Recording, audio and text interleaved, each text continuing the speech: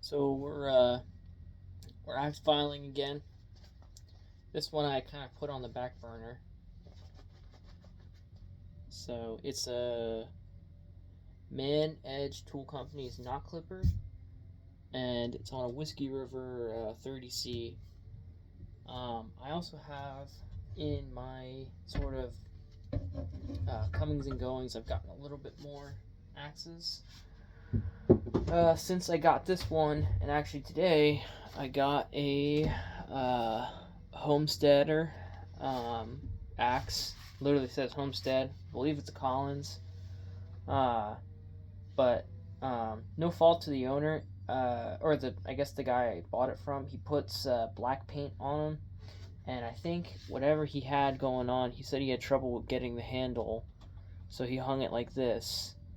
And this is interesting. It means there's no palm swell on here, so it's really just like normally, like, I think I can kind of show you here. Your hand would sort of slide up here, and then there'd be literally like a swell that comes out to this point. It could be gradual, it can be minor, but as long as there's something to stop your hand here, it's just gonna come off, and you're gonna lose it. And I guess when you swing an axe, this is something I have had happen. When you're swinging an axe and you're doing sort of a downward motion. Sorry, my gloves are here so you can kind of see it. You hold it with your non-dominant hand. You hold the end. You sort of swing it. You do your arc, but your right hand sort of sliding down and sort of like gripping the end of the knob there. So having a good palm swell, like, it doesn't matter if like you're like, oh, I'll just work around it. It's not a big deal.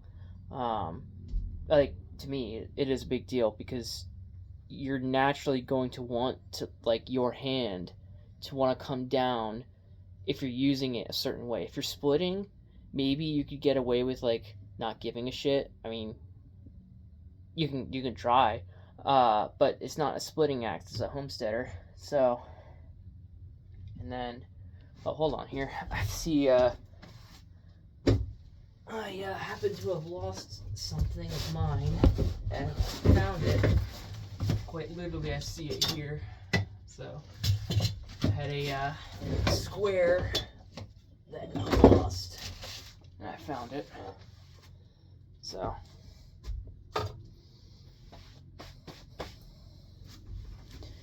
anyways, and I had another square somewhere. I don't know where it went.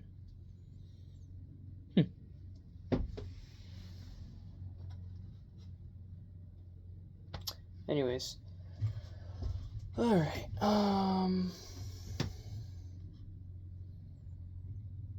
Yeah, I had another builder square, and it got lost. Huh. Well, I'll find it. I also have a distance square up here, so that's fine. It's a little shame, though. Anyways, getting back to business here. All right. So I did file this off camera, and I also sort of detailed before what I like to use. I have this really cool, really interesting file that I got from the same flea market, different seller though. But it says, I don't know if anyone can ever tell me what this is. But this is it says B and it says flat float. This works really damn well. Like, shocking how well it works. And then I also found a Distin. It's very close to a single cut, but it's just got the double cut bevel. Very mill bastard kind of style. And I've been using that for filing these, and I'm assuming that's what it was meant for, was filing axes, because it works pretty superbly. So, let me get this out of the way. So, sorry for my camera here, I can't quite find, among the things that I've lost in this, I couldn't find my,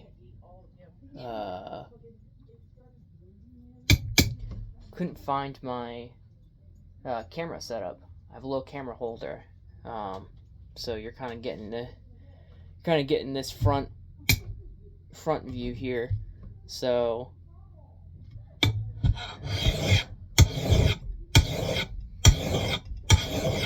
the idea behind filing, and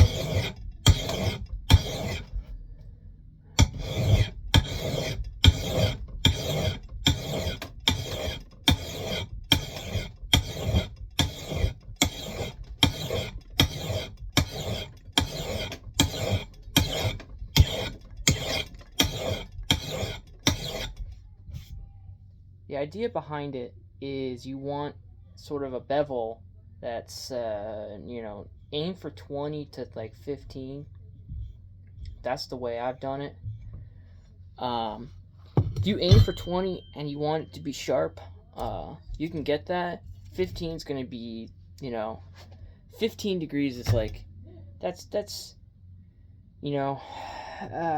hard to explain, but 15 degrees is really asking so much. And it's gonna be a brittle edge, but man, it's gonna be a killer. Any axis file to that is just gonna kick ass. So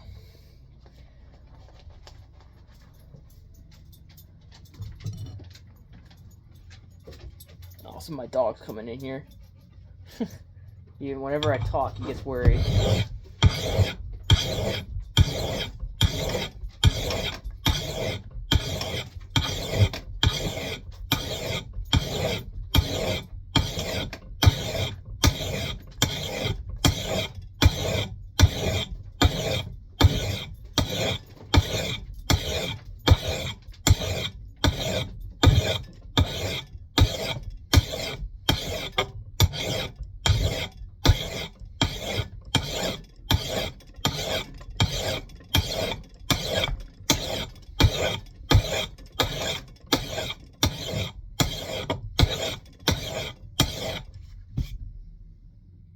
Okay. This already feels pretty flat. Some guys go with the chisel grind. I'm particular to it. The only problem is that I was chopping. I took this out. I was like, okay, I think I got it. So I thought I got it. Right. Took it out. And problem is that I left the edge, like I was getting impatient. It had been an hour. I'm in a hot shed. No ventilation. I am doing a continual motion like this the whole time. It's going well so far, and then I take it out. I'm like, all right, I'm done. I use stones. Then I go test it in my wood pile. I have a piece of oak that's just like too pungent to use in woodworking, so I used that to chop on it, and it's not like taking a bite essentially in the wood. Sort of like, this is a good example here of like when you inefficiently file your axe, and it's not taking a bite. Like, you can sort of feel the resistances. So like when an axeman that you like, when some guy's saying like, oh, 25, 20 to 15, 15 is really like it's your timber cutting like axe, like that's your efficiency axe for cutting. No matter what pattern you have, like, again, axe patterns differ like from state to state. If you have a specific kind of pattern to your state, like Connecticut, Maine, like those kinds of states, like they all had specific woods and they all have specific patterns. Along the lines, if you file to a 15 degree, any of those axes, they're going to be killer. They're just going to be choppers. They're going to be perfect, and their geometry is going to be perfect too for the type of woods that they have in that state. So like a 15 degree is going to be a little brittle, some people might argue, but so you want a 20 degree grind if you're trying to be more like preserving it, and sort of like a 20 degrees, to me, a 20 degrees is not, it's not your efficiency grind. It's like, it's just the grind you have when like you're not going to be chopping that much. So it's you're not, or you're an inexperienced person who's chopping and you just don't want to hurt the edge of your axe, because if 15 degrees is like, if you hit a knot, like there's a chance you could be very brittle and just break off. When you hit a rock, same thing.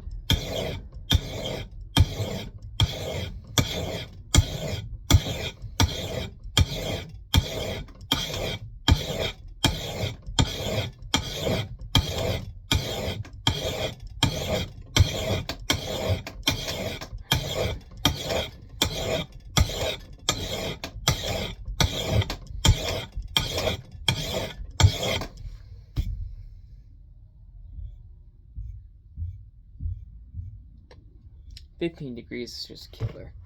I'm always satisfied with a 15-degree edge, you know? Looks perfect. It's a good chopper. Never go wrong. Alright, so we're hitting 15 degrees on this side.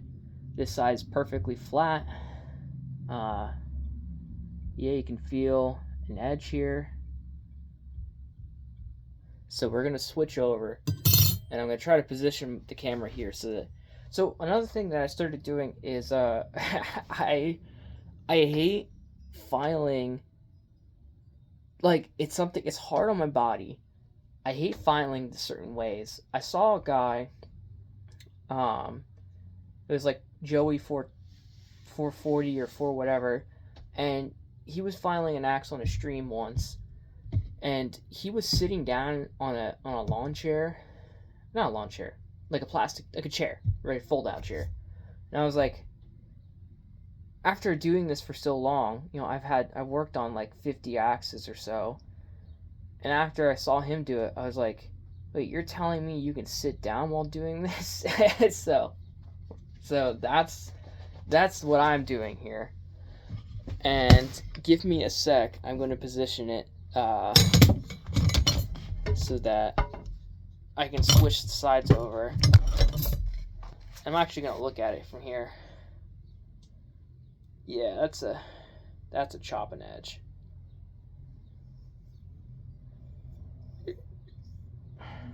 Man, that's beautiful. Because I think another thing that happens is you tend to think like, well, I just need to hit these specific spots, you know. But like sometimes you need to find your angles, and sometimes you just need to like get. Here we go. I'm trying to.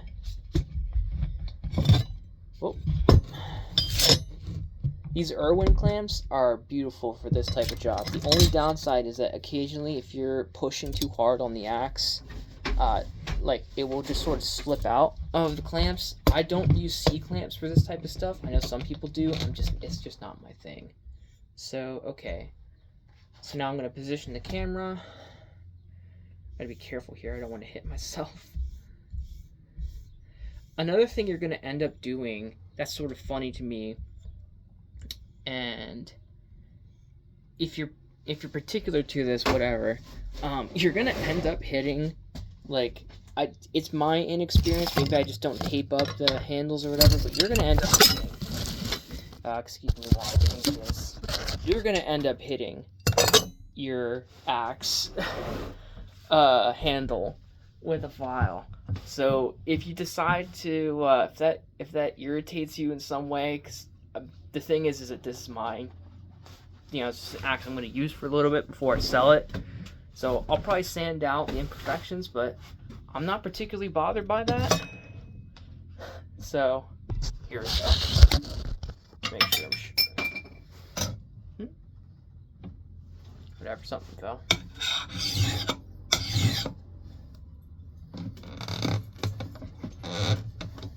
Oh, that's my dog barking at the neighbors.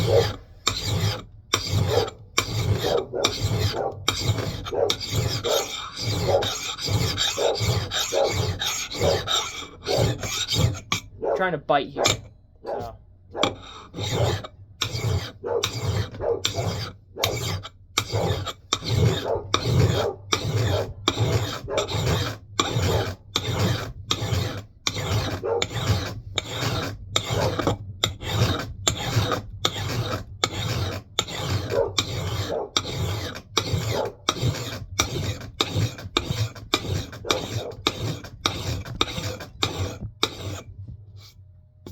So. Yeah, so there was a little bump right here. Oh,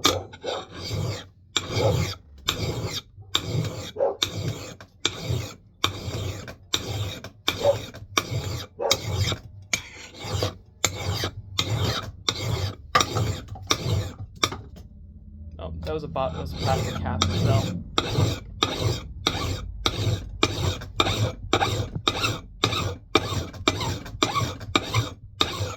So you can also hit the tips, basically the toe and the heel of your axe. Some people don't.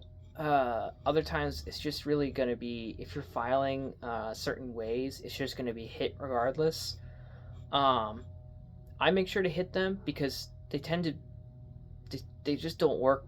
The axe doesn't work right if you don't have those two things touched. So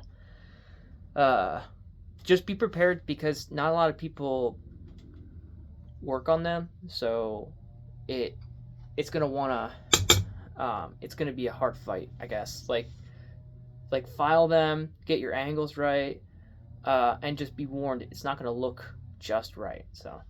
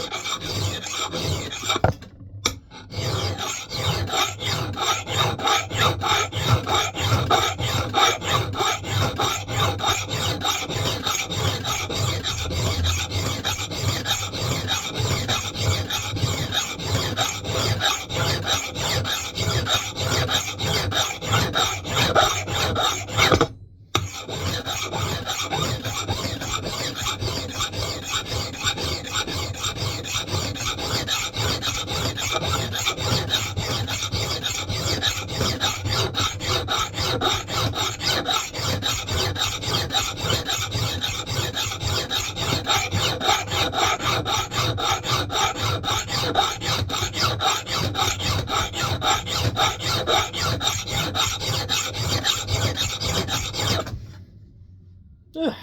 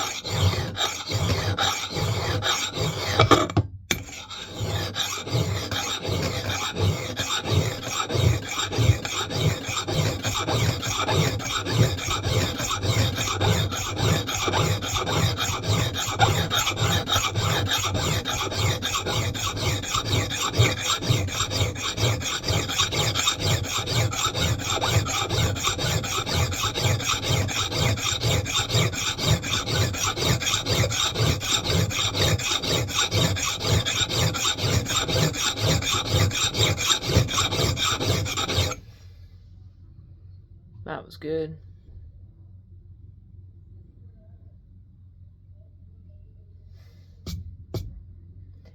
It's such a tedious process, you know?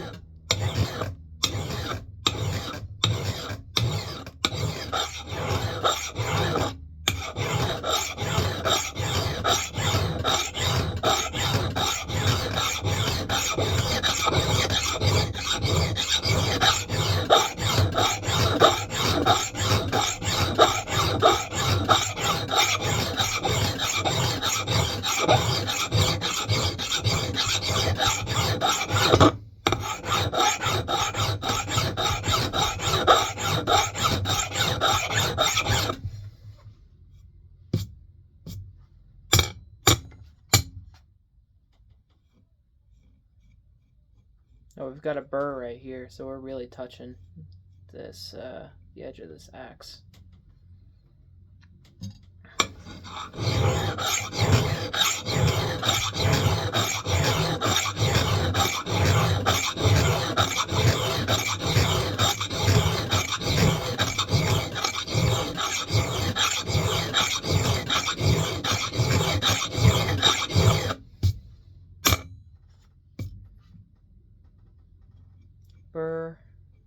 Burr's developing here, so we're already good.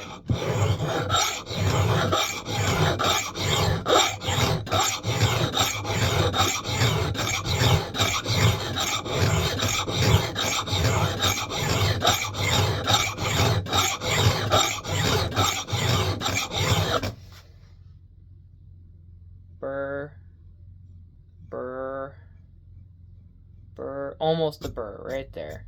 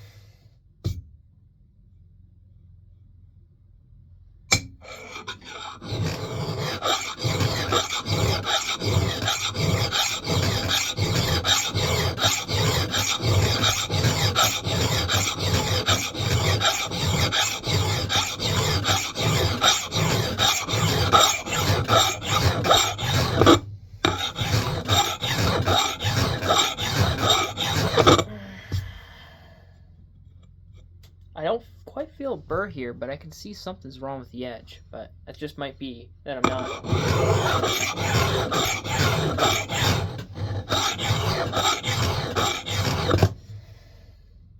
There we go. Got a burr there.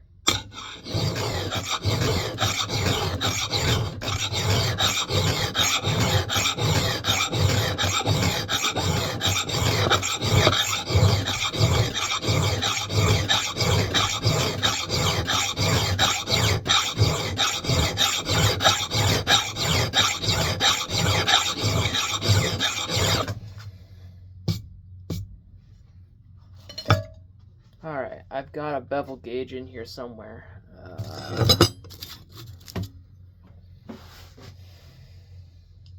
So we might not be hitting 15, but we could be close to 18. Yeah. I'm just going to hit it some more. Now that I've got my bevel sort of established and a burr has been formed.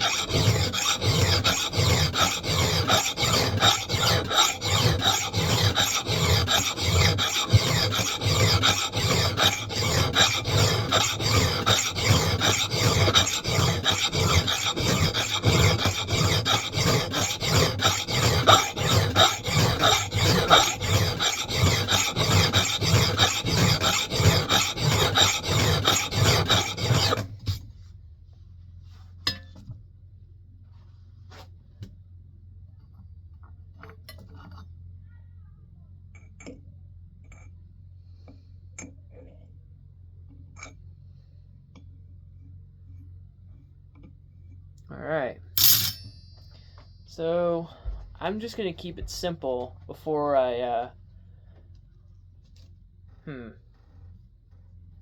kinda might want to try something here.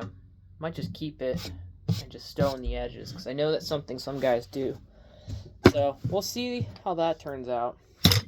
And then if I'm getting some sort of resistance, I'll damn, this looks really good. The thing about this Distin is that it does a really fine edge. So you can kind of, when I'm talking about when I say the burr here, is that my fingers sort of catch here. If I had a feeler gauge, you'd be able to see it. I have a putty knife right here. So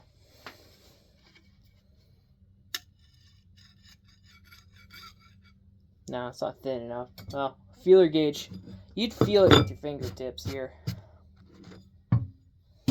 So what you do is you run your fine, you can do diamond stone, oil stones, whatever's fine. I just have this right here. And you want to run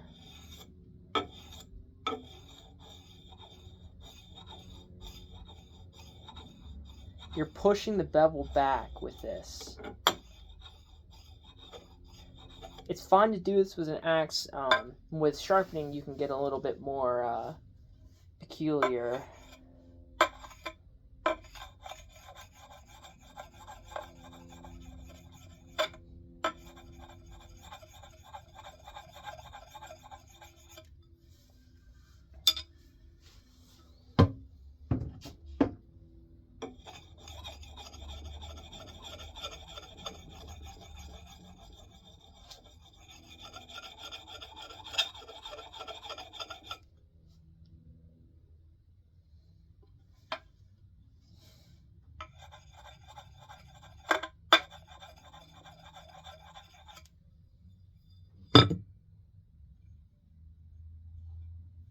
I've still got to push the burr back here.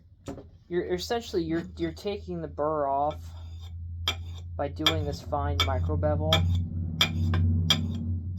and hopefully I've been pushing it back and forth a bunch of times, and that's what I'm hoping for here.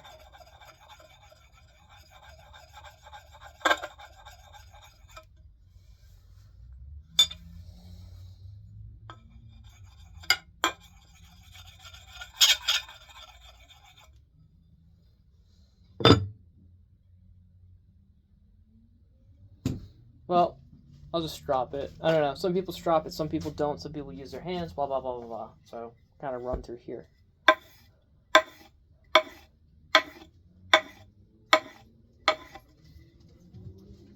My dog's going to start barking again.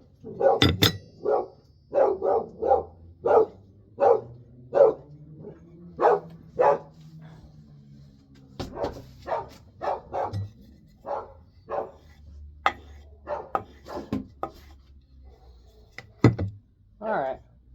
Well, that's good enough.